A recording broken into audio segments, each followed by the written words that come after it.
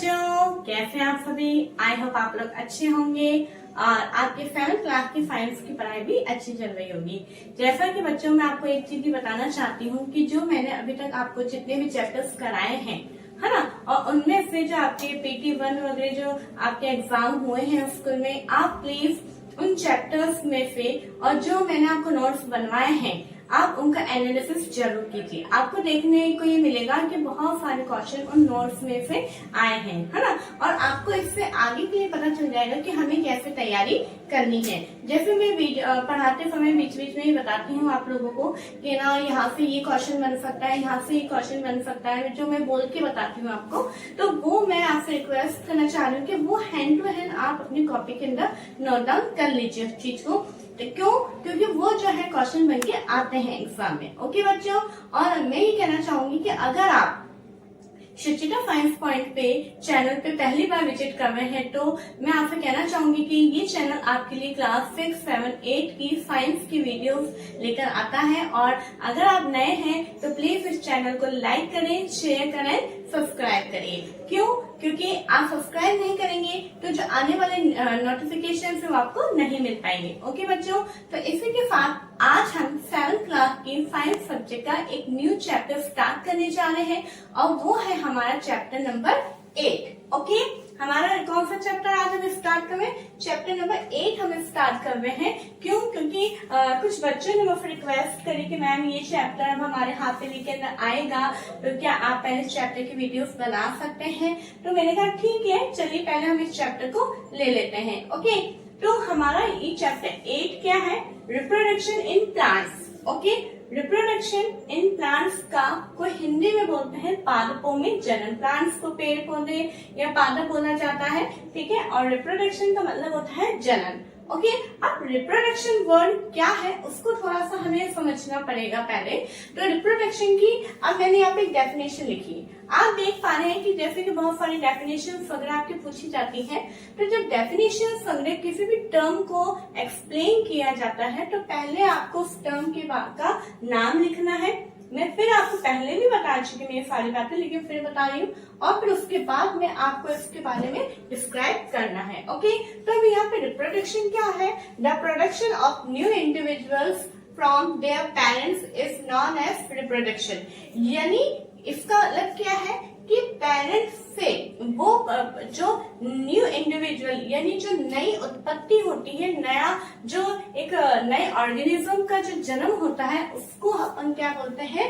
Reproduction बोलते हैं। ठीक है, जैसे कि हम देखते हैं कि अगर आप, है ना, मैंगो का बीज जमीन में बोते हैं तो कौन सा पेड़ बनता है? मैंगो प्लांट बनता है, फिर ट्री बनता है उसका। ठीक है, तो वो क्या है?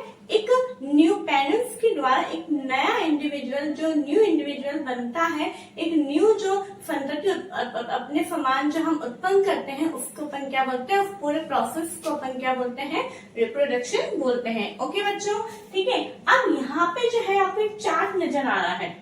ठीक है, तो ये चार्ट मैंने क्यों बनाया है? ये चार्ट आपको बहुत इंपॉर्टेंट है, ये आपको कॉपी के अंदर बनाना है और ये लर्न भी करना है। क्यों? क्योंकि सबसे पहली बात तो देखिए, अब इसमें कैसे क्वेश्चन बन सकते हैं वो मैं आपको बताती हूँ। जैसे कि आपको सबसे पहले क्वेश्चन ये पूछ लिया जाए, सिंपल सा डिफाइन रिप्रोडक्शन, तो आपने रिप्रोडक्शन की डेफिनेशन पूछ ली, बता दी। ठीक है, सेकंड क्वेश्चन आपका बन सकता है कि how many types of modes of reproduction, यानी रिप्रोडक्शन कितने तरीके से हो सकता है।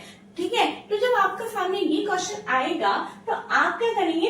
ये पूरा चार्ट आपको ड्रॉ करना है। जब आपसे मोड्स ऑफ रिप्रोडक्शन पूछा जाए तो ये आपको एक पूरा चार्ट बनाना है। तो सबसे पहले आपको यहाँ पे नजर आ रहा होगा कि जो रिप्रोडक्शन है वो मेन कितने टाइप्स का होता है? 2 टाइप्स का। मेन कितने टाइप्स का होता है? 2 टाइप्स का होता है रिप्रोडक्शन। वो कौन कौन सा? Asexual reproduction and sexual reproduction. ठीक है, जिसको हिंदी में अलैंगिक जनन और लैंगिक जनन भी बोला जाता है। ठीक है, अब जो असेक्सुअल रिप्रोडक्शन है वो जो है 4 टाइप्स के अंदर डिवाइडेड है। यानी असेक्सुअल रिप्रोडक्शन प्लांट्स के अंदर ही होता है पहली बात तो, और ये जो है 4 टाइप्स का ये होता है। तो फर्स्ट हमारा वेजिटेटिव प्रोपगेशन क्या है? First is vegetative propagation, second is budding, third is fragmentation and fourth is spore formation. Okay, मैं वापस रिपीट कर रही हूँ। फर्स्ट टाइप क्या है? Vegetative reproduction, second is budding, third is fragmentation and fourth is spore formation. अब यहाँ पे क्या है, मान लो आपसे केवल ये पूछ लिया जाए कि जो बर्डिंग है वो कौन सा रिप्रोडक्शन का टाइप है, तो अब आपको यहाँ पे नजर आ गया। ये चार्ट आप बनाएंगे, अगर आप ये चार्ट नहीं बनाएंगे और आपको ऐसे याद करने की कोशिश करेंगे तो याद नहीं रहेगा, लेकिन जैसे आप चार्ट बनाएंगे तो आपका डायरेक्ट आंसर आ गया। बर्डिंग जो है असेक्सुअल रिप्रोडक्शन का पार्ट है, ठीक है। फ्रेगमेंटेशन किस रिप्रोडक्शन का पार्ट है, असेक्सुअल रिप्रोडक्शन का। स्पोर फॉर्मेशन असेक्सुअल रिप्रोडक्शन का। वेजिटेटिव इसका, ठीक है, हो गया है ना। अब मैं आपको बोल के बता रही हूँ, तो ये अभी आपको हैंड पेन कॉपी के अंदर लिख लेने हैं।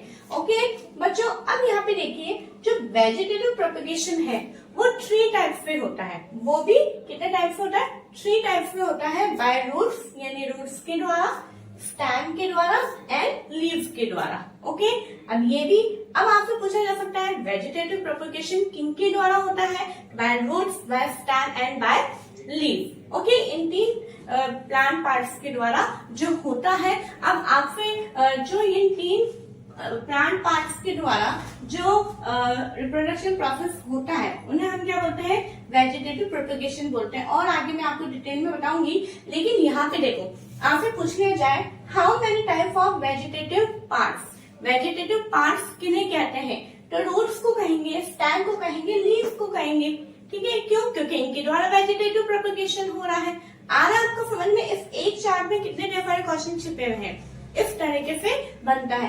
अब आप यहाँ पे देख रहे हैं मैंने हर एक टाइप के नीचे एग्जाम्पल लिखे हैं। ओके, अभी मैंने एक एक एग्जाम्पल लिखा है ना। जब हम चैप्टर के अंदर जाएंगे और भी एग्जाम्पल अगर हमें देखने को मिलेंगे तो हम इसके अंदर एड ऑन कर देंगे।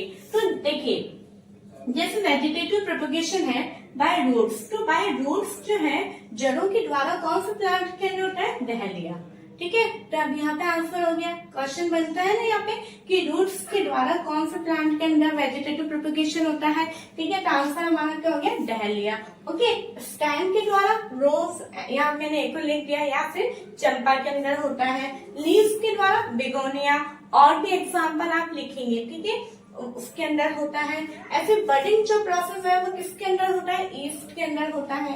फ्रेगमेंटेशन किसके अंदर होता है, स्पाइरोगायरा के अंदर होता है। और स्पोर फॉर्मेशन किसके अंदर होता है, मोल्ड के अंदर होता है, ठीक है।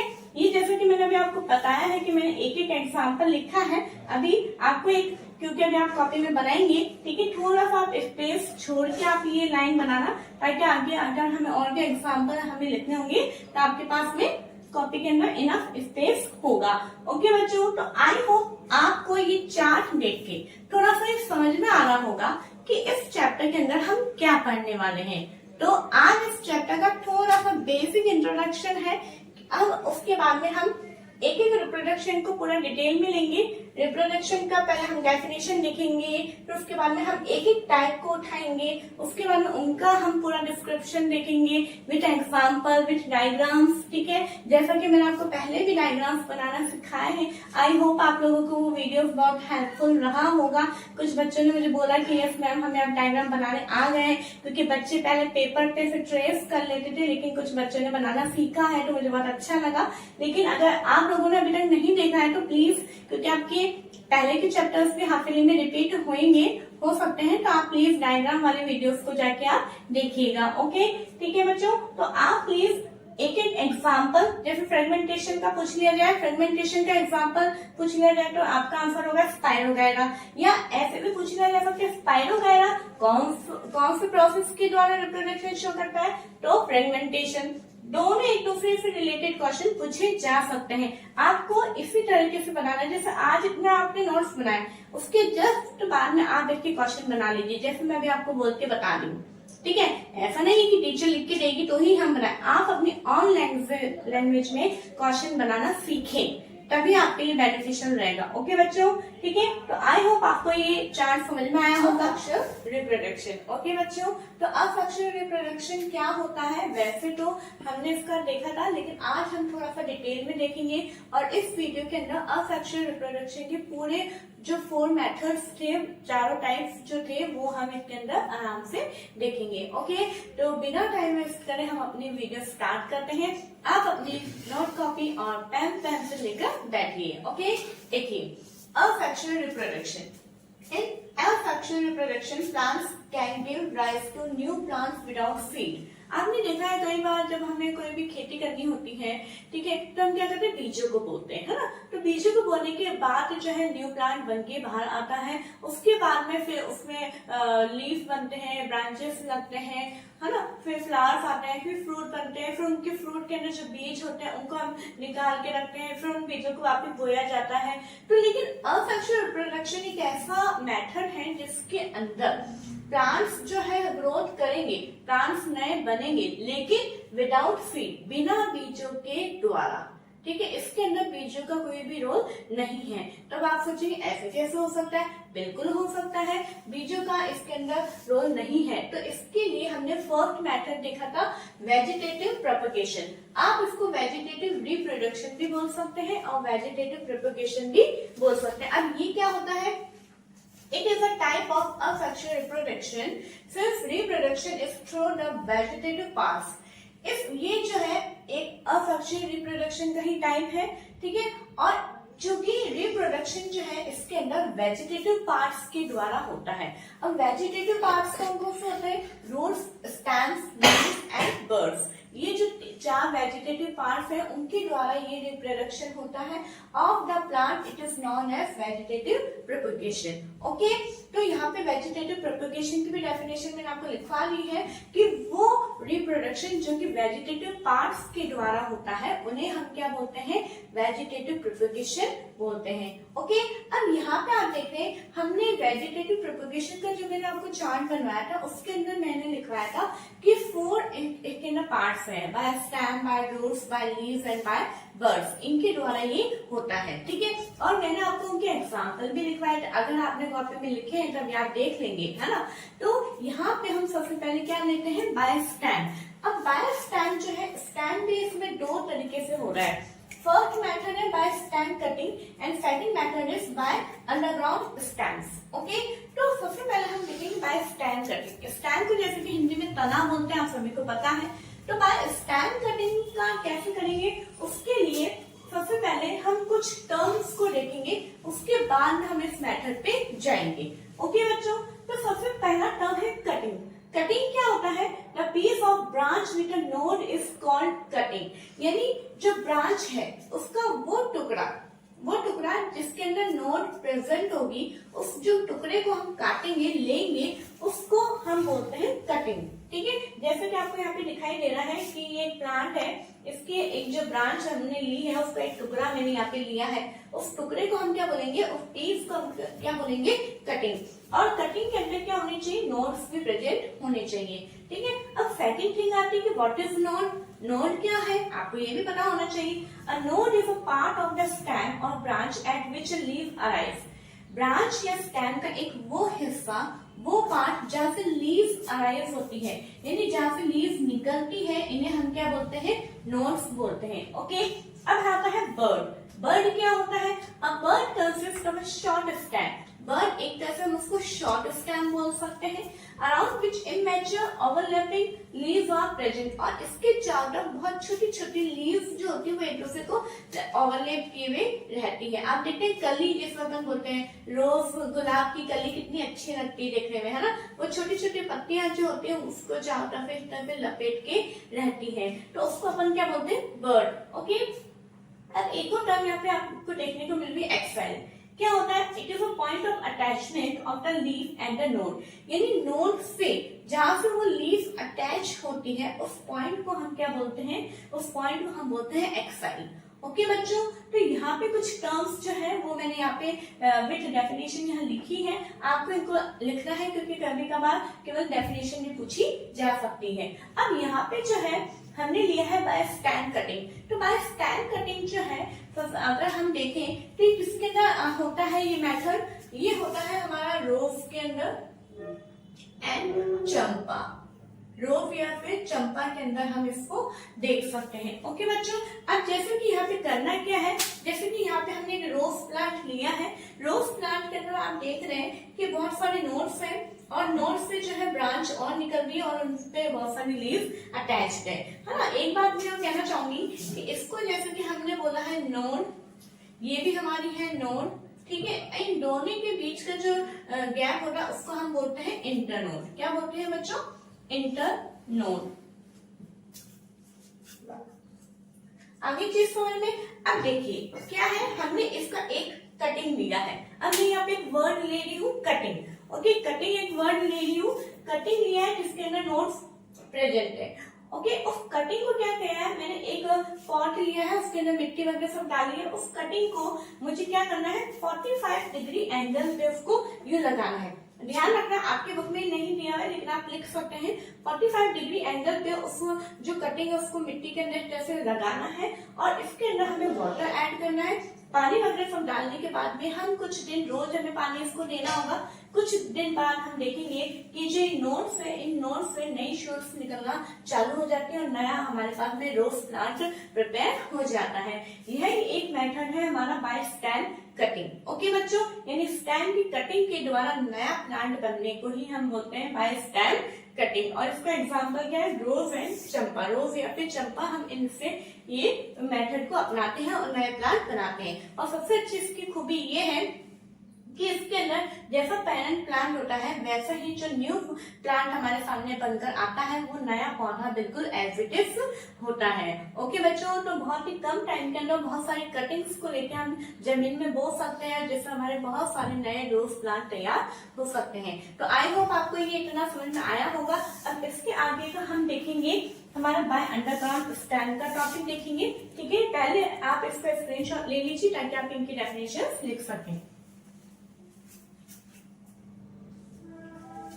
ओके बच्चों, अब देखिए, अब हम हमारा नेक्स्ट टॉपिक स्टार्ट करते हैं by underground stand. By cutting stand हमने देख लिया था, अब हम देखेंगे बाय अंडरग्राउंड स्टैंड। अब अंडरग्राउंड स्टैंड का मतलब क्या होता है कि जो हमें एक तरह से मॉडिफाइड स्टैम होते हैं। वैसे स्टैम हमारे ऊपर ही होता है ना, जमीन के ऊपर होता है, लेकिन यहाँ पे जो है एक तरह से जमीन के अंदर इसके अंदर फूड स्टोरेज होता है, इसलिए हम इसको अंडरग्राउंड स्टैम बोल सकते हैं। अब यहाँ पे देखिए क्या है, आपको एक एग्जाम्पल दिख रहा है पोटैटो। ओके, पोटैटो जो है, पोटैटो के ऊपर आप देखते हैं कई बार हम हमारे घर में आलू ला के रखते हैं, कुछ दिनों बाद अगर हम देखते हैं तो फिर व्हाइट से कुछ निकलता हमें नजर आता है। ये आपने अपने घर के अंदर देखा है, ठीक है। तो वो जो छोटी छोटी सी जो व्हाइट हमें निकलता हुआ नजर आता है उन्हें हम क्या बोलते हैं, वैसे वो बर्ड्स होती है। क्या होती है? बर्ड्स होती है, और जिन्हें हम अपनी कॉमन लैंग्वेज में क्या बोलते हैं, आईज बोलते हैं। ओके, जैसे आपने सुना होगा कि आंखें आ गई, आंखें आ गई, ऐसे बड़े लोग बोलते हैं, तो इसको हम कॉमन लैंग्वेज में क्या बोलते हैं, आईज बोलते हैं। अब अपने को करना क्या है, देखिए आप यहाँ पे देख पा रहे होंगे कि मैंने इन मेथड्स के अंदर थ्योरी बिल्कुल नहीं लिखी है ना। थ्योरी बिल्कुल इसलिए नहीं लिखी क्योंकि मैंने डायग्राम से आपको समझाया, एक एक स्टेप करके फिर मैंने डायग्राम बनाया है। तो जैसे जैसे मैंने डायग्राम बनाया है वैसे वैसे आप इनकी थ्योरी को लिखेंगे। जैसे आप लिख सकते हैं कि हम सबसे पहले क्या लेंगे, हम पोटैटो लेंगे। पोटैटो का जो हम थोड़ा सा वो पीस काटेंगे जिसके ऊपर क्या लगी हुई है, आइस। जैसे मान लीजिए एक पोटैटो है, मैंने यहाँ से इसको इतना सा पोर्शन मैंने काट दिया और जिसके अंदर क्या है, ये आइस लगी हुई, यानी ये बर्ड्स लगी हुई है। इतना पोर्शन मैंने इसको काट दिया, ठीक है। फिर इतने पोर्शन को मेरे को लेकर क्या करना है, मिट्टी लेनी है। मिट्टी के अंदर, जमीन के अंदर हमें इसको बिल्कुल नीचे मिट्टी के अंदर दबा देना है, गाड़ देना है, एक तरह से बड़ी कर देना है। बड़ी करने के बाद में इसके ऊपर वाटर डालना है। कुछ दिन बाद हम देखेंगे कि इस जो बर्ड्स इसके अंदर दबी हुई है, ठीक है, इन बर्ड्स से नई शूट्स और नई शूट्स के साथ में नई रूट्स निकलने लगे हैं और न्यू हमें लीफ वगैरह, हमें नए प्लांट्स हमें नजर आ रहे हैं। और जब ये प्लांट जो है मेच्योर हो जाते हैं उसके बाद में हम देखते हैं जब हम इसको उखाड़ते हैं तो हमें अंदर से क्या मिलते हैं, नए आलू मिलते हैं। इस तरह से हम नए एक पोटैटो से हम और भी नए पोटैटोस प्लांट जनरेट कर सकते हैं, ठीक है बच्चों। और ये क्या है, जमीन के अंदर हो रहा है ना, इसलिए हम इसको क्या बोलते हैं, अंडरग्राउंड स्टैम बोलते हैं। ओके बच्चों, और इस अंडरग्राउंड स्टैम के और भी एग्जाम्पल एग्जांपल है, फॉर एग्जांपल जिंजर है एंड टर्मेरिक, इनको भी इस प्रोसेस के द्वारा हम बना सकते हैं। आई होप बहुत इजी मेथड है ये वेजिटेटिव प्रोपगेशन, तो बहुत ही इजी है, ठीक है, आपको आराम से समझ में आ गए होंगे। नेक्स्ट हमारा टॉपिक आता है बाय लीफ। बाय लीफ के अंदर हम एक बहुत अच्छा एग्जांपल देखते हैं ब्रायोफिलम। क्या है ब्रायोफाइलम? एक लीफ है, एक प्लांट है जिसका नाम है, और इसको हिंदी में बोलते हैं पत्थर चट्टा। क्या बोलते हैं? पत्थर चट्टा भी इसको बोलते हैं, तो आप इसको भी लिख सकते हैं। कई बार क्या होता है, अब कई बच्चे मुझे बोलते हैं मैम हम तो इंग्लिश मीडियम के, आप हिंदी मीनिंग क्यों बताते हो?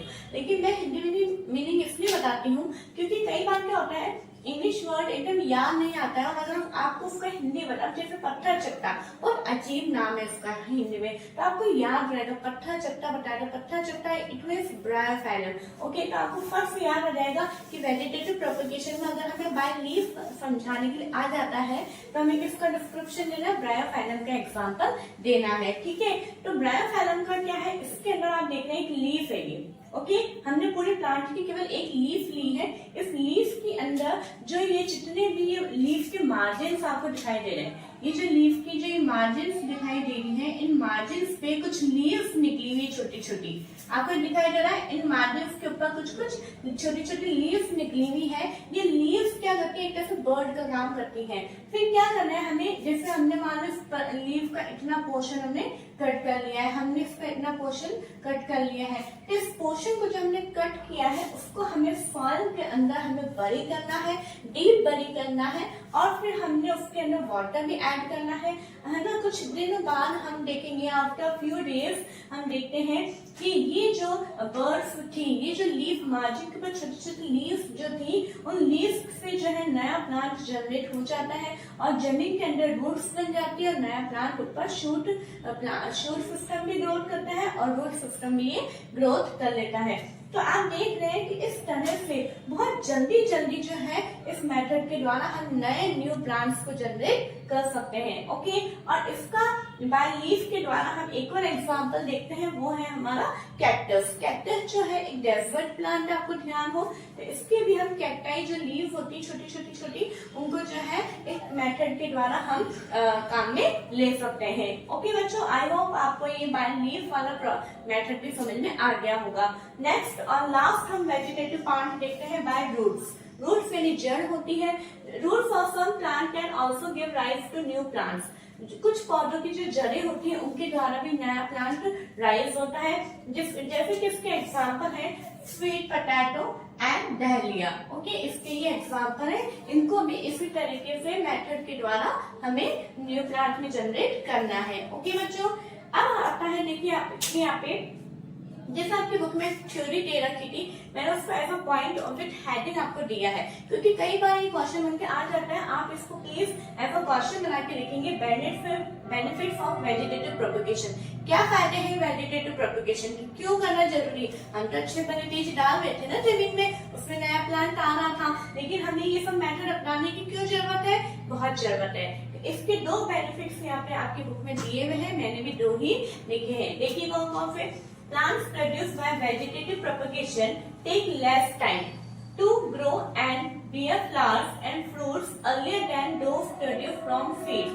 जो प्लांट इस वेजिटेटिव प्रोपगेशन के द्वारा जो प्रोड्यूस होते हैं, सबसे पहली बात तो वो बहुत ही क्या लेते हैं? टेक लेस टाइम, बहुत कम समय लेते हैं। और इसके अंदर जब हम जो बीजों के द्वारा जब हम प्लांट जनरेट करते हैं उसके कंपैरिजन में इसके अंदर बहुत जल्दी फ्लावर्स आते हैं और बहुत जल्दी फ्रूट्स आते हैं। मतलब ये मेथड से जो हम प्लांट ग्रो करते हैं वो बहुत ही जल्दी जनरेट होता है, बहुत ही जल्दी प्रोड्यूस होता है, ओके बच्चों।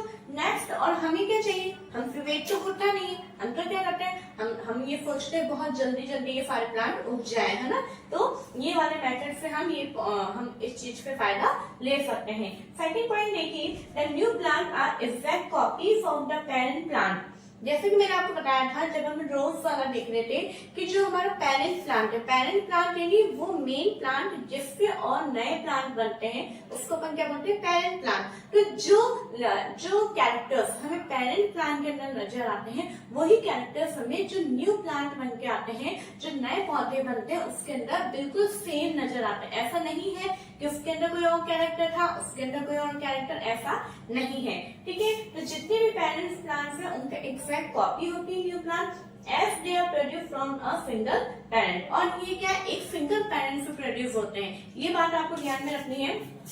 आपने यहाँ पे देखा, हमने यहाँ पे दो पेरेंट्स की मदद नहीं ली है, मतलब हमने यहाँ पे दो प्लांट की मदद नहीं ली है, केवल एक सिंगल प्लांट की मदद से ही हम बहुत सारे न्यू प्लांट्स को बना रहे हैं, है ना। तो यहाँ पे बच्चों हमारा एक जो असेक्सुअल रिप्रोडक्शन का first method vegetative propagation complete हुआ है। अब आप इसका स्क्रीनशॉट लीजिए, ये डायग्राम्स जैसे मैंने बनाए हैं वैसा आप कॉपी में बनाइए। आप ये मत सोचिए कि बुक में तो सब बना हुआ है, बुक में क्या पोटैटो है, ब्रायोफाइलम है, लेकिन इसको फर्स्ट स्टेप जैसे आपने ये लिया, ये आपका क्या हो गया, हमारा फर्स्ट स्टेप हो गया, उसके बाद में ये हमारा सेकंड स्टेप हो गया। इस तरीके से आप बनाइए। तो जब आप एग्जाम टाइम में रिवीजन करेंगे तो रिवीजन के दौरान ये आपको जो है आराम से याद हो जाएगा। ये फर्स्ट स्टेप है, इसके बाद में ये हमारा सेकंड स्टेप था, फिर उसके बाद में ये हमारा थर्ड स्टेप आ गया है। इस तरह से जब आप देख लेंगे, एक नजर भी आप एक डायग्राम पे देख लेंगे तो आपको पूरी थ्योरी याद हो जाएगी। कुछ भी जरूरत नहीं है आपको बुक उठा के इसको ये वाली थ्योरी पढ़ने की, आप आराम से इसको लिख देंगे। एक एक थ्योरी आ रही है, एक बार आपने लाइन लिख दी कॉपी के अंदर, वही लाइन सारी चीजें आ रही है। आगे बात समझ में, तो ये है जो इस तरह से आप इन चीजों का ध्यान में रखें, बेनिफिट्स हैं जो आप इनको ध्यान में रखें और ये सारे डायग्राम बनाइए। आगे का हम देखते हैं। ओके,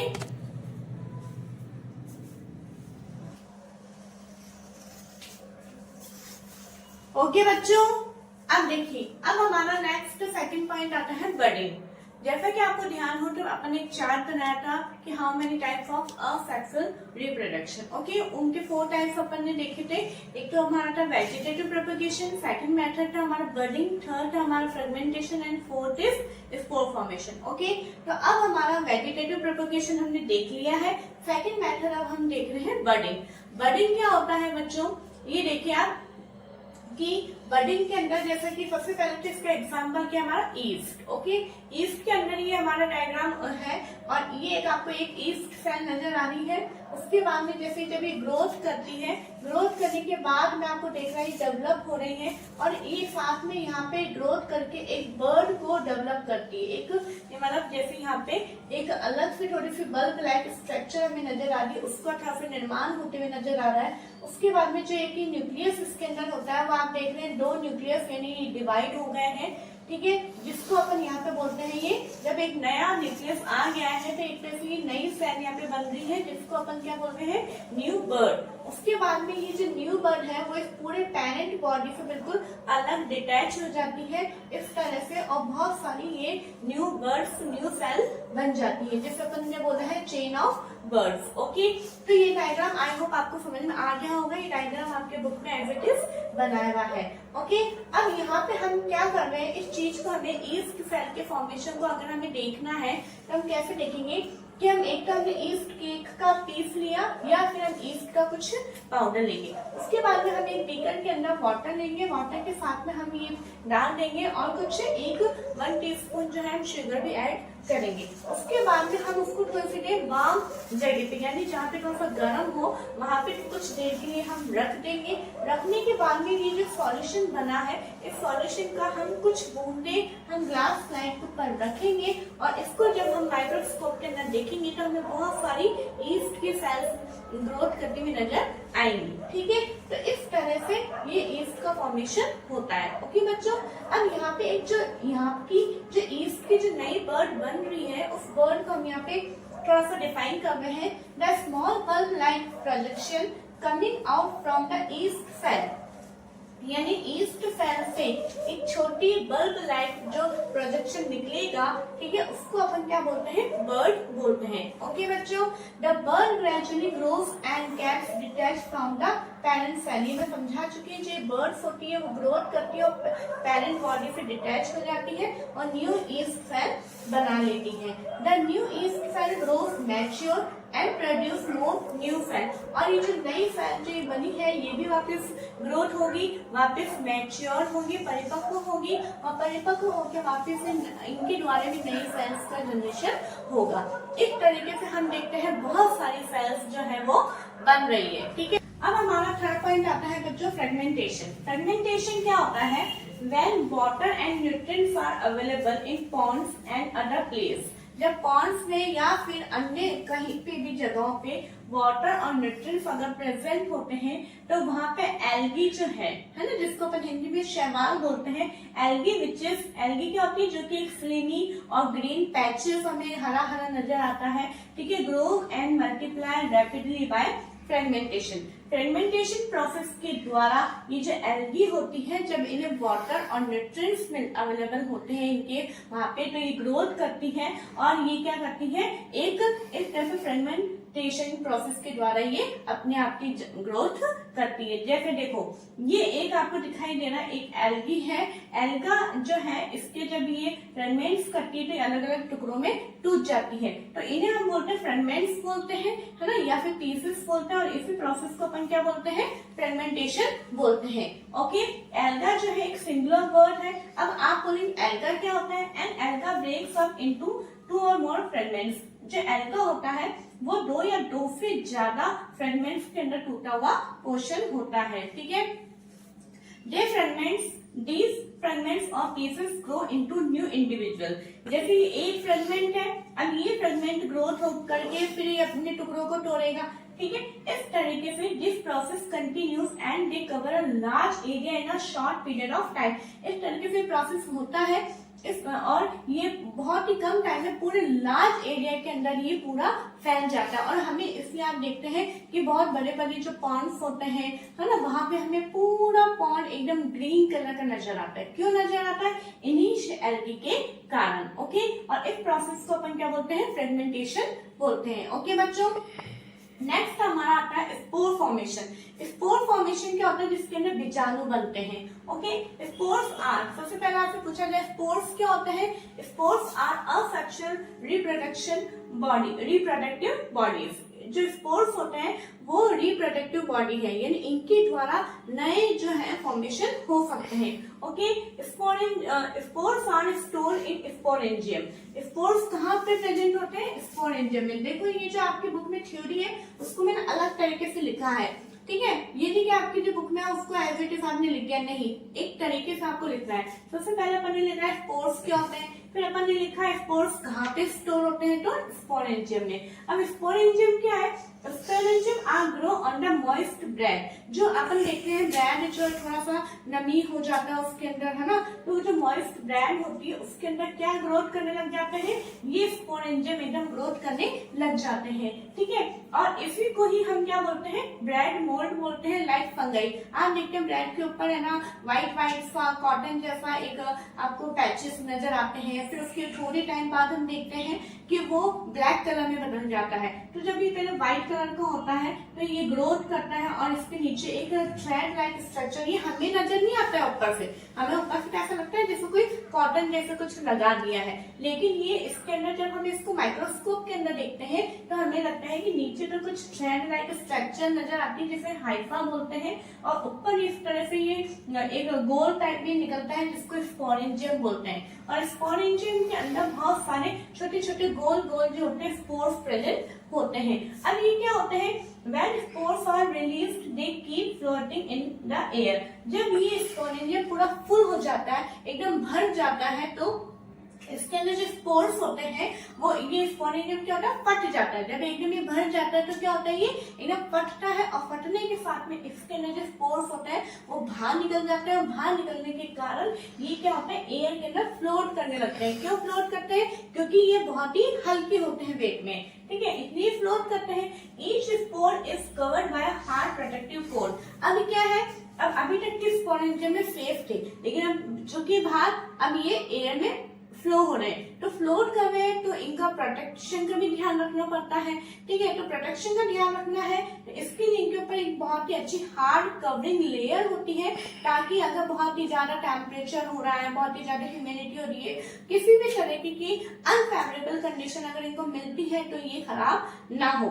ठीक है, अब आगे देखते हैं अंडर फेवरेबल कंडीशन, जब इनको अच्छी इनकी लाइक कंडीशन मिलती है, ठीक है, और spore germinate and develop into a new plant, तो फिर ये स्पोर्स जो है वो जैसे कहीं पे भी, जैसे मान लो ब्रेड आ गई है ना, ब्रेड के ऊपर ये आ गए हैं और वहां पे अगर इनको अच्छी फेवरेबल कंडीशन जस्ट लाइक अ मॉइस्ट एयर सॉइल है ना, ये मिलते हैं, तो वहां पे जाके और जर्मिनेट होते हैं, ग्रोथ करते हैं, नए प्लांट के अंदर बदल जाते हैं। ठीक है, इनके और एग्जांपल हम देखते हैं मॉसेस एंड फर्न्स। यहाँ पे एक आपको प्लांट नजर आ रहा है जो कि फर्न्स का है। यहाँ पे हम देखते हैं कि इनके लीफ के अंदर भी ये स्पोर्स के द्वारा ही फर्न और मॉसेस का निर्माण होता है, और इनकी लीफ की निचली सरफेस के ऊपर भी छोटे छोटे राउंड चीजें हमें देखने को मिलती है, पैचेस, जिनको हम फॉलाई बोलते हैं।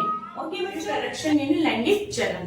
ओके, अब हमारा ये जो टॉपिक है अभी प्लांट में चल रहा है, तो इसके अंदर क्या होता है, in the process new plants are obtain from seed. इसके अंदर नया जो प्लांट है वो कैसे बनता है, सीड्स की मदद यानी बीजों की मदद से बनता है।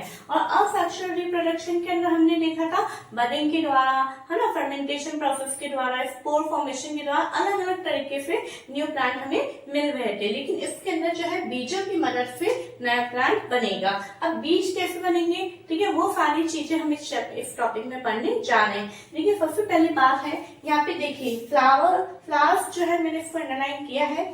Flowers are the reproductive part of a plant. Plant का वो पार्ट जहाँ पे ये रिप्रोडक्शन प्रोसेस होगा, वो हमारा कौन सा पार्ट है, फ्लावर। ओके, तो यहाँ पे आपसे पूछा जा सकता है what is the reproductive part of a plant. Plant का रिप्रोडक्टिव पार्ट कौन सा है, आपका आंसर क्या होगा, फ्लावर। ठीक है, आपको यहाँ पे एक बहुत अच्छा सा फ्लावर का डायग्राम दिख रहा है, जैसा कि है ना, आपने 7th क्लास में अपने पहले भी बनाया है। तो ये फ्लावर है, फ्लावर के अंदर देखते हैं जो ग्रीन कलर की जो नीचे लीफ होती है उन्हें अपन क्या बोलते हैं, सेपल, और जो कलरफुल जो लीफ होती है उसको अपन क्या बोलते हैं, पेटल्स। ये ठीक है। अब यहाँ पे क्या होता है, क्यों हम फ्लावर को रिप्रोडक्टिव पार्ट बोलते हैं वो हमें समझना जरूरी है, क्योंकि इसके अंदर ये एक है ना चाइना रोज फ्लावर का एक अपन ने यहाँ पे बनाने की कोशिश करी है।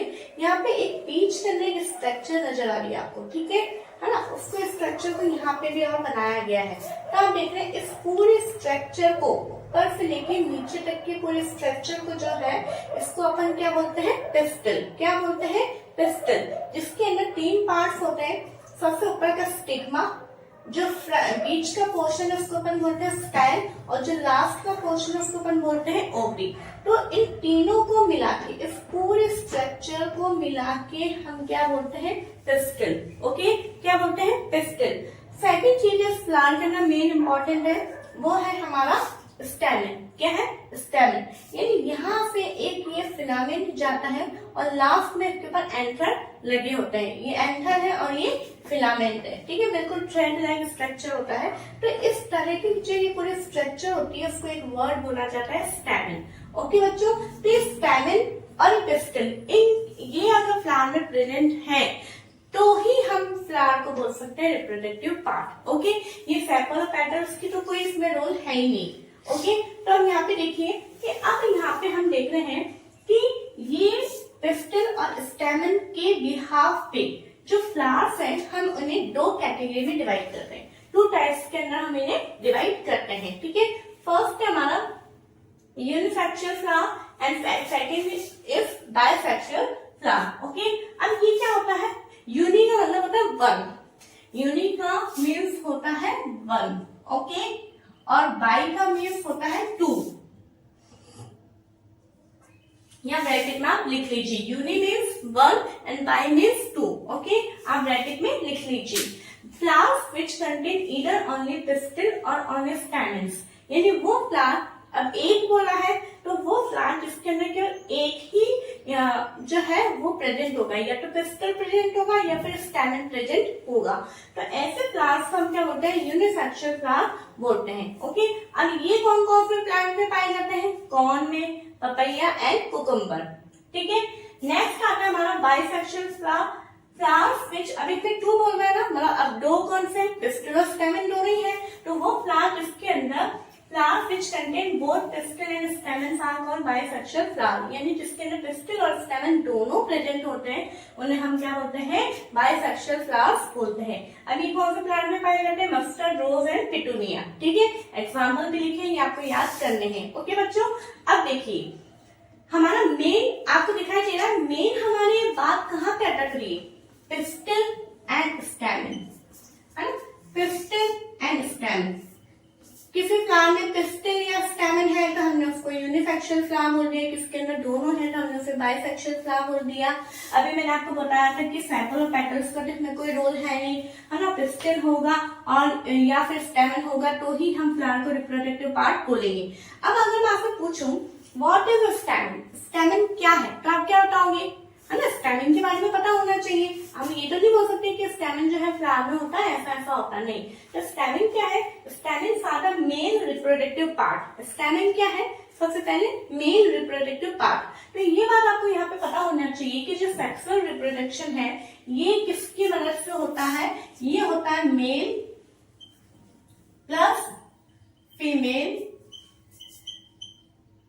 रिप्रोडक्टिव पार्ट की मदद से। ठीक है, male and female reproductive part मिलके ही इस रिप्रोडक्शन को शो करते हैं। तो यहाँ पे मेल रिप्रोडक्टिव पार्ट कौन सा है हमारा, स्टेमन्स। ठीक है, अब ये जो है स्टेमन कंसिस्ट 2 पार्ट्स। स्टेमन्स में कितने पार्ट्स होते हैं, 2 होते हैं। कौन कौन से, फिलामेंट एंड एंथर। ओके, अब एंथर क्या होता है, anther contains pollen grains. Anther जो होते हैं इनके अंदर क्या होते हैं, पॉलन ग्रेन्स होते हैं। क्या होते हैं बच्चों, पॉलन ग्रेन्स, यानी परागकण, बहुत छोटे छोटे से ऐसे दाने लाइक स्ट्रक्चर होते हैं जिनको अपन क्या बोलते हैं, पॉलन ग्रेन्स बोलते हैं, विच प्रोड्यूस मेल गैमेट्स। और इन पॉलन ग्रेन्स के अंदर जो है मेल गैमेट प्रोड्यूस होते हैं। क्या होते हैं, मेल गैमेट्स प्रोड्यूस होते हैं। ठीक है, तो स्टेमन जो है इसके बारे में आप लिख लीजिए, मैं आपको टाइम देती हूँ, आप 2 मिनट इसका स्क्रीनशॉट ले लीजिए ताकि आप इसको लिख सके, फिर हम आगे पिस्टल वगैरह के बारे में देखते हैं।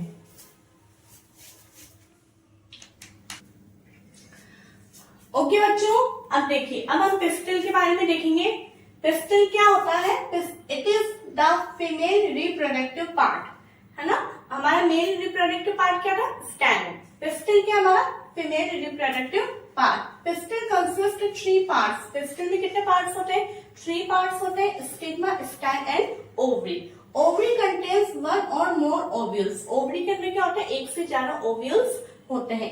These ovules are, और ये ओव्यूल्स क्या होते हैं, These ovules are female gamete और an egg। ये जो ओव्यूल्स होते हैं वो फीमेल गैमेट होते हैं और इनको या हम एग भी बोल सकते हैं। ठीक है, in this process a male and a female gamete fuse to form a zygote. ये जो सेक्सुअल रिप्रोडक्शन जो प्रोसेस है इसके अंदर male gamete and female gamete, male gamete हमारे क्या थे, पॉलन, है ना, पॉलन ग्रेन्स जो कि हमारे एंथर में प्रेजेंट थे, है ना। तो जो male gametes and female gametes जो है आपस में मिलके एक नया रूप बनाते हैं जिन्हें हम क्या बोलते हैं, जायगोट बोलते हैं। ठीक है, क्या बोलते हैं बच्चों, जायगोट। अब ये जो मेल गैमेट और फीमेल गैमेट मिलेंगे कैसे, उसके लिए एक प्रोसेस होता है पॉलिनेशन। ओके, क्या होता है, पॉलिनेशन। पॉलिनेशन क्या होता है, the transfer of a pollen from the anther to the stigma is called pollination. It means pollen grains का एंथर से, पॉलन ग्रेन्स कहाँ प्रेजेंट होते हैं, एंथर में। ठीक है, और हमारा ये फीमेल गैमेट कहाँ प्रेजेंट है, ओवरी के अंदर। यानी हमारी जो पॉलन ग्रेन्स है उनको स्टाइल स्टिग्मा तक पहुंचना है, स्टिग्मा से स्टाइल में आएंगे, स्टाइल से हमारे ओवरी में आएंगे। तो जो पॉलन ग्रेन्स है उनका एंथर से स्टिग्मा तक जो ट्रांसफर होने का जो प्रोसेस है उसको अपन क्या बोलते हैं, पॉलिनेशन बोलते हैं। ठीक है बच्चों, अब यहाँ पे पहले हम पूछेंगे पॉलन ग्रेन्स होते क्या है। तो they have a tough protective coat. उसके ऊपर जो पॉलन ग्रेन्स होते हैं उसके ऊपर एक बिल्कुल टाइट कठोर एक लेयर होती है ना, which prevents them from drawing up, और जो कि उसको सुरक्षा देती है उसके सूखने से बचाने के लिए, मतलब वो सूख ना जाए, ड्राई ना हो जाए, क्योंकि अगर वो ड्राई हो जाएंगे तो वो है जो है वो खराब हो जाएंगे, इसलिए उनको सूखने नहीं देना है, जिसके लिए उसके ऊपर एक प्रोटेक्टिव लेयर होती है। ठीक है, और दीज आर लाइट, ये हल्के भी होते हैं, जिस कारण they can be carried by, जिसके कारण ये विंड के द्वारा वाटर के द्वारा और इंसेक्ट के द्वारा एक जगह से दूसरी जगह तक ट्रांसफर हो जाते हैं। अब विंड के द्वारा कैसे होते हैं, अपन देखते हैं हवा चलती है, हवा चलती है तो अब आपको सबसे पहले मैं आपको ये बताना चाहती हूँ, जैसे कि अपन इतने रोड साइड पे अपन देखते हैं जंगली झाड़ियां उगी हुई होती है, तो जंगली झाड़ियां कैसे उग गई, अपने आप तो अपन ने तो जाके नहीं लगाई है, तो जो उन जंगली झाड़ियों के जो पॉलन ग्रेन्स होते हैं वो हवा के द्वारा उड़ के कहीं चले जाते हैं और वहां पे जमीन में गिर जाते हैं या जैसा भी होता है वो स्टिग्मा तक पहुंच जाते हैं, ठीक है। या फिर पानी के द्वारा, पानी जब उन फ्लावर्स के ऊपर लगता है और पानी के साथ बह के भी वो चले जाते हैं। और दूसरा इंसेक्ट, आप देखते हैं जितने भी कीड़े मकोड़े होते हैं, इंसेक्ट होते हैं, वो फ्लावर के ऊपर जो उनका जो मकरंद होता है, जो नेक्टर होता है, उसको लेने के लिए उसके ऊपर बैठते हैं, तो उनकी बॉडी के ऊपर वो पॉलन ग्रेन्स चिपक जाते हैं, फिर वो इंसेक्ट जो है दूसरे फ्लावर के ऊपर बैठता है, स्टिग्मा के ऊपर बैठता है, तो उनके बॉडी के द्वारा जो पॉलन ग्रेन्स उनके ऊपर चिपके थे वह स्टिग्मा तक आ जाते हैं, जिसके कारण भी पॉलिनेशन हो जाता है, ठीक है ना। अब देखिए, अब इसी के आधार पे पॉलिनेशन जो है वो 2 टाइप्स का होता है। फर्स्ट हमारा self pollination and second is cross pollination, ठीक है। सेल्फ पॉलिनेशन क्या होता है, इन्हें देखिए, if the pollen lands on the stigma of the same flower और अनदर फ्लावर, इट मीन्स यदि पॉलन जो है, पॉलन ग्रेन्स जो है वो, जैसे मान लो ये एंथर है, यहाँ पे पॉलन ग्रेन्स इसी फ्लावर के स्टिग्मा पर आ गए, ठीक है, या फिर ये जो पॉलन ग्रेन्स है इसी ब्रांच के दूसरे फ्लावर के उस पे आ गए, है ना, इसी प्लांट के दूसरे फ्लावर के स्टिग्मा पर आ गए, तो इसको अपन क्या बोलते हैं, सेल्फ पॉलिनेशन बोलते हैं, ठीक है। नेक्स्ट हमारा आता है क्रॉस पॉलिनेशन। क्रॉस पॉलिनेशन क्या होता है, when the pollen of a flower lands on the stigma of a flower of a different plant of the same kind, यानी जैसे मान लो आप देखते हैं कोई एक खेत है ना, जैसे मान लो ये कोई बहुत बड़ी जमीन है, यहाँ पे बहुत सारे प्लांट लगे हुए हैं, बहुत सारे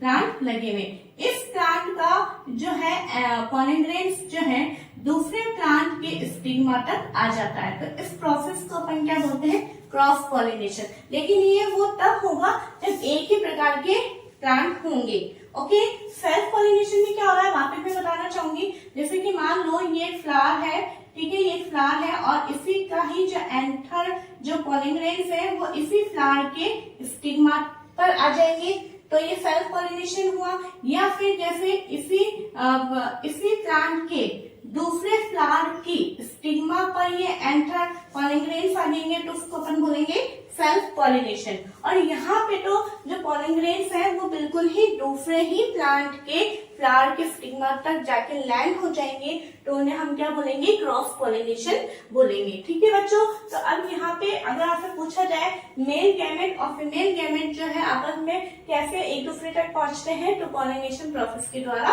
पहुंचते हैं, ठीक है।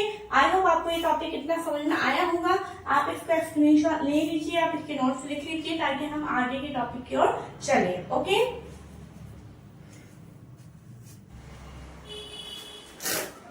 ओके बच्चों, अब देखो आगे क्या होता है हमारा, जब अपन ने देखा पॉलिनेशन प्रोसेस के अंदर अपन ने क्या देखा था कि जो पॉलन ग्रेन्स हैं वो एंथर से स्टिग्मा तक फ्यूज होते हैं, ठीक है। तो इसके बाद में जो प्रोसेस हमारा आता है उसको अपन बोलते हैं फर्टिलाइजेशन। फर्टिलाइजेशन में क्या होता है कि the process of fusion of male and female gametes is called fertilization, यानी फर्टिलाइजेशन में मेल एंड फीमेल गैमेट्स का जो फ्यूजन होता है, ठीक है, उसको अपन बोलते हैं फर्टिलाइजेशन। तो फ्यूजन होने के बाद में एक नया रूप बनता है जिसको अपन क्या बोलते हैं, जायगोट, ओके।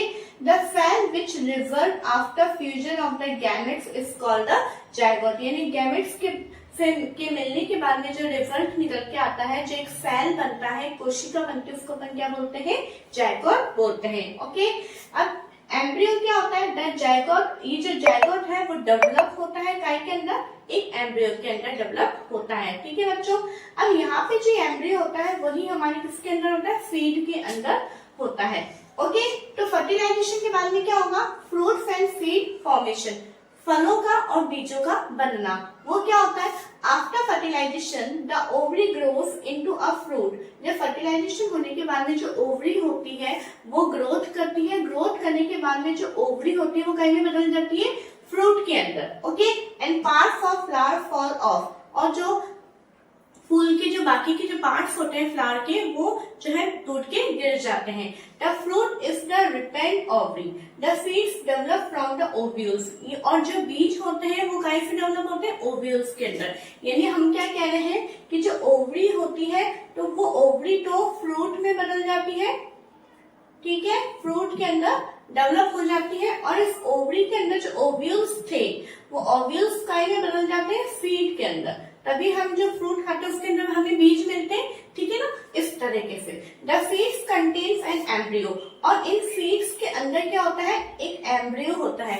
कभी आप लेमन का बीज होता है, लेमन के बीज को आप ऐसे तोड़ के देखना, आपको उसके अंदर कुछ चीजें नजर आएंगी, तो वो क्या है? हमारा एम्ब्रियो, ठीक है। और एम्ब्रियो कब डेवलप होता है? जायगोट के द्वारा। यानी जब जायगोट डेवलप होता है तो एम्ब्रियो बनता है, और एम्ब्रियो किसके अंदर प्रेजेंट होता है? सीड के अंदर, ठीक है। The seeds contains an embryo enclosed in a protective seed coat, और ये जो एम्ब्रियो होता है वो बिल्कुल सुरक्षित होता है, किसके द्वारा?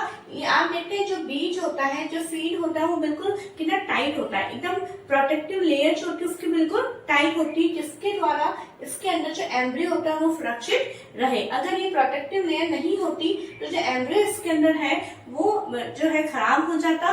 क्यों? क्योंकि एम्ब्रियो जो है खराब, इसकी लेयर प्रोटेक्टिव ना होने के कारण ये खराब हो जाएगा, और चूंकि एम्ब्रियो ही में ही इतनी जान होती है कि जिसके द्वारा पूरा नया प्लांट बन जाता है ना। आपने देखा कभी हमें प्लांट लगाने होते हैं, कोई खेती करनी होती है, तो अपन किसको जमीन में बोते हैं? बीज को। क्यों? क्योंकि बीज के अंदर क्या प्रेजेंट होता है? एम्ब्रियो। ओके बच्चों, अब देखिए क्या होता है, कई बार हम देखते हैं कि जो बीज होते हैं वो बिखरते हैं। तो हमारा नेक्स्ट टॉपिक है सीड डिस्पर्सल।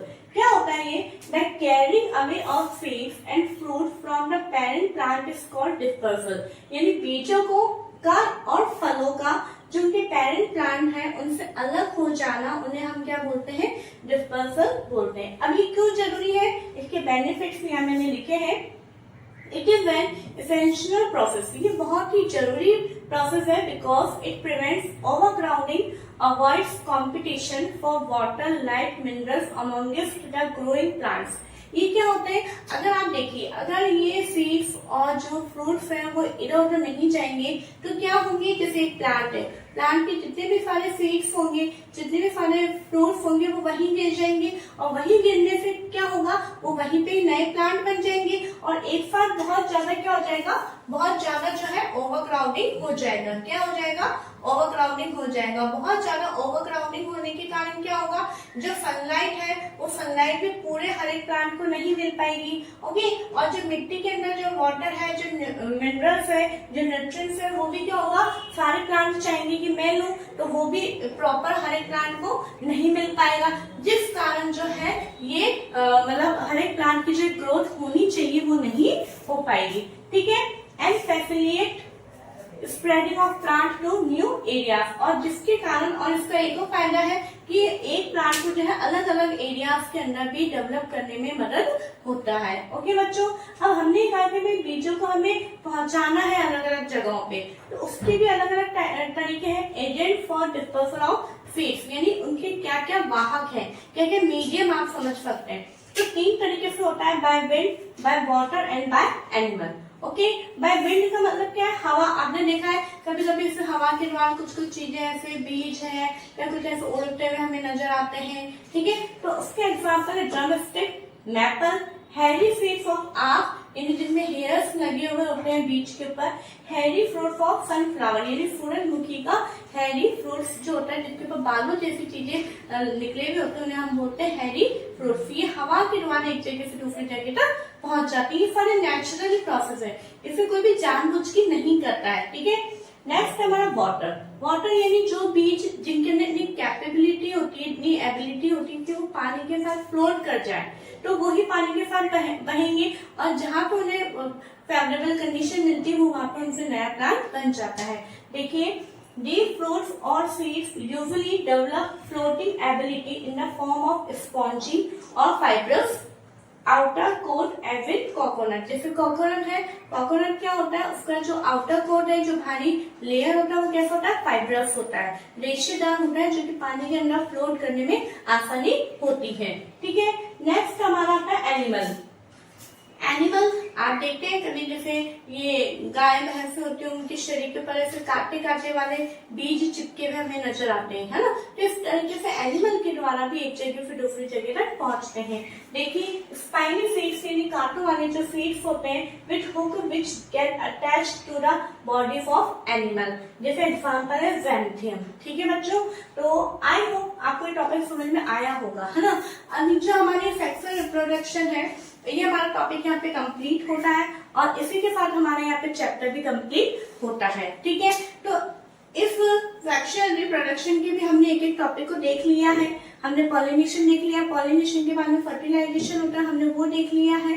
फर्टिलाइजेशन के बाद में फ्रूट्स और सीड फॉर्मेशन होता है, फिर बीज जब बन गए तो सीड डिस्पर्सन भी होगा। इस तरीके से हमने स्टेप बाय स्टेप हमने सारी चीजों को देख लिया है। आई होप बच्चों आपको ये वीडियो अच्छा लगा होगा, समझ में आया होगा, और अगर आपको कोई पॉइंट नहीं भी समझ में आता है तो प्लीज आप मुझे लिख के बताएं। और अगर समझ में आया है, अच्छा लगा है, कुछ हेल्प मिली है तो प्लीज आप इसे लाइक करिए, और केवल लाइक ही नहीं करना है, हमें ज्यादा से ज्यादा शेयर करना है, क्योंकि जितने ज्यादा जन बच्चे देखेंगे उतना ज्यादा हमें अच्छा लगेगा। ओके, और आपका ये सपोर्ट, आपका ये प्यार हमें मिलता रहेगा तो हम और ज्यादा अपने काम पे वर्क कर पाएंगे। ओके बच्चों, तो इसी के साथ आज हमारा ये चैप्टर 8 रिप्रोडक्शन इन प्लांट्स यहाँ पे कंप्लीट होता है। नेक्स्ट वीडियो में आपके साथ में न्यू चैप्टर के साथ में आऊंगी। Okay, thank you.